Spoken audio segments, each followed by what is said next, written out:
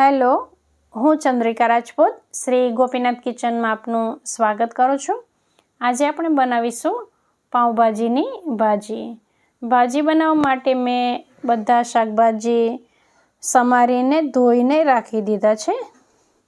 કુકરમાં પાણી લઈ કુકરને ગેસ પર રાખી દીધો છે, ગેસ ઓન કરી લીધો છે અને એમાં આ બધા શાકભાજી હું કુકરમાં લઈ લઈશ।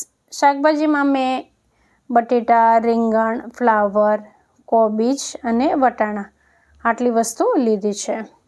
જો તમને રીંગણ પસંદ ના હોય તો રીંગણ નહીં લેવાના, ઘણા લોકો રીંગણનો ઉપયોગ નથી કરતા હોતા ભાજીમાં।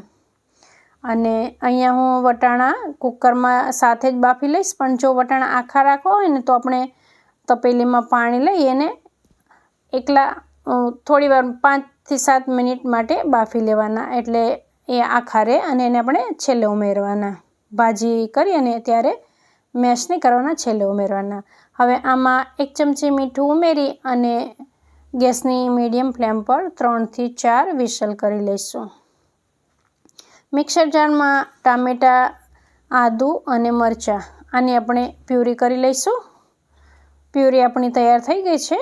હવે આપણે એક લોયામાં 3 થી 4 ચમચા જેટલું તેલ લઈશું અને અહીંયા આપણું કુકર ઠંડુ થઈ ગયું છે તો એને આપણે ખોલી લઈશું અને મેશરથી આને મેશ કરી લઈશું। હવે અહીંયા પાણી આ છે કુકરમાં એટલું પાણી બરાબર છે, એટલે આ ભાજી બનાવતી વખતે વધારાનું ઉમેરવું નહીં પડે અને આમાં વધારે પાણી નથી કે જેથી કરીને આપણે કાઢી નાખવું પડે। તો આમાં આપણે જેવી આપણને એકદમ વધારે ક્રશ કરેલી ગમતી હોય તો વધારે મેશ કરવાની, નહીંતર થોડી આખી રહે એવી રીતે આપણે મેશ કરી લેવાની। અહીંયા તેલ ગરમ થઈ ગયું, એમાં મેં થોડી હિંગ ઉમેરી અને ટામેટાની પ્યુરી ઉમેરી દીધી। પણ જો ડુંગળીવાળી ભાજી કરવી હોય તો આપણે પહેલાં બારીક સમારેલી ડુંગળી ઉમેરી અને સાંતળી લેવાની। હવે આમાં ટામેટાના ભાગનું જ મીઠું મેં ઉમેર્યું છે, કારણ કે આપણે શાકભાજી જ્યારે બાફવા મૂક્યા ત્યારે એમાં પણ મીઠું ઉમેર્યું હતું, એટલે આમાં આપણે ટામેટાની પ્યુરીના ભાગનું જ મીઠું ઉમેરીશું। આમાં જ્યાં સુધી તેલ છૂટું ના પડે ત્યાં સુધી આ પ્યુરીને આપણે થવા દેવાની છે। અને ત્યાર પછી આપણે આમાં મરચું પાવડર, ધાણા જીરું પાવડર અને આનો જે સ્પેશિયલ મસાલો આવે છે પાઉંભાજી મસાલો એ ઉમેરી દઈશું।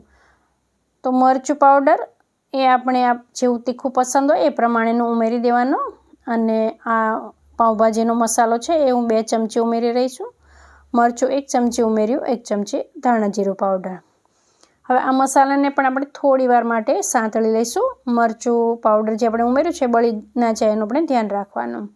અને ત્યાર પછી આમાં આપણે જે શાકભાજી બાફીને મેશ કરીને રાખ્યા છે એ ઉમેરી દઈશું અને આ બધું આપણે સારી રીતે મિક્સ કરી દઈશું અને આને થોડી વાર માટે થવા દઈશું, જેથી કરીને જે આપણે મસાલા ઉમેર્યા એનો ટેસ્ટ સારી રીતે આખી ભાજીમાં આવી જાય।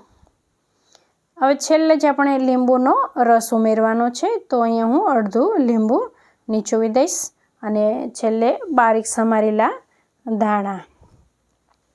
તો આપણી આ એકદમ સિમ્પલ, સરળ અને ડુંગળી વગરની ભાજી તૈયાર થઈ ગઈ છે। આને આપણે પાઉં સાથે કે પરોઠા સાથે સર્વ કરી શકીએ। જો તમને મારી આ ભાજી બનાવવાની રીત ગમી હોય તો વિડીયોને લાઈક કરજો, ફ્રેન્ડ્સ અને ફેમિલી સાથે શેર કરજો, ચેનલ પર નવા હોય તો સબસ્ક્રાઈબ કરવાનું ભૂલતા નહીં। ફરી મળીશું આપણે એક નવી રેસીપી સાથે।